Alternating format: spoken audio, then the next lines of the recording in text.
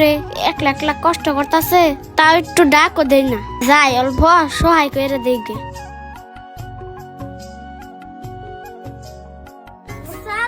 তুমি এই রোদের মধ্যে একলা একলা দানা আনতেছ, আমারে ডাক দাও না কে? আমিও নগে দানাই না দেই। এই তুমি দানান বাকে, তুমি তো প্রত্যেক দিনই বাইরে কাম করো, আর এই একদিন দানের কাম আমি করা হারুম না? তুমি সে হামুদে বই থাকো গা, আমি দান আনতাছি, এ কইগা দান আমি একলাই আনা হারুম, তুমি যাও সে যাও। তুমি একলা দানা আনলে তোমার কষ্ট হবো না? আর তুমি তো ভালো করে জানো তোমার কষ্ট আমার সহ্য না। তুমি যে ডেলি বাইরে কাম করো, হেসুম তো বাইতে আমি আরাম করি, আজকে একদিন তাই কষ্ট করা হারুম না? উষা, তুমি একলা কষ্ট করো চাই দান দি দুইজনে না দেই, তাড়াতাড়ি হয়ে যাইব, আর দুইজনে সেহাই বয়ে থাকো। আচ্ছা তাহলে ঠিক আছে, নাও।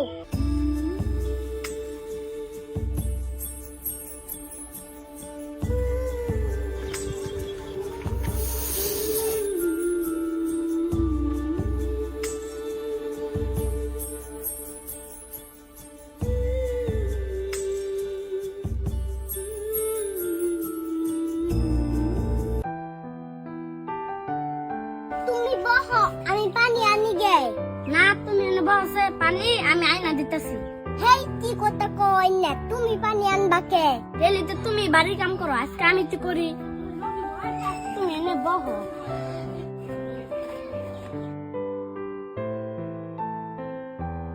এই যে নাও পানি খাও।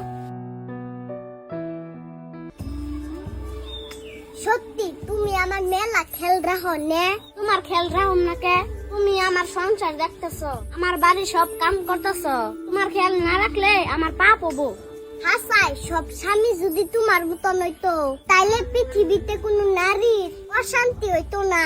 আমি খুব ভাগ্যবান যে তোমার মতন স্বামী পাইছি। নুসাদ, ওইসে এত প্রশংসা করো না। এখন তুমি যাও, এক গ্লাস শরবত বানাও গা। আচ্ছা, ও বগেতাছি।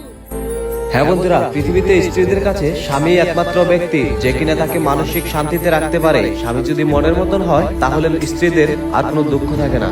ভিডিওটি ভালো লাগলে একটি শেয়ার করে দিবেন। ধন্যবাদ।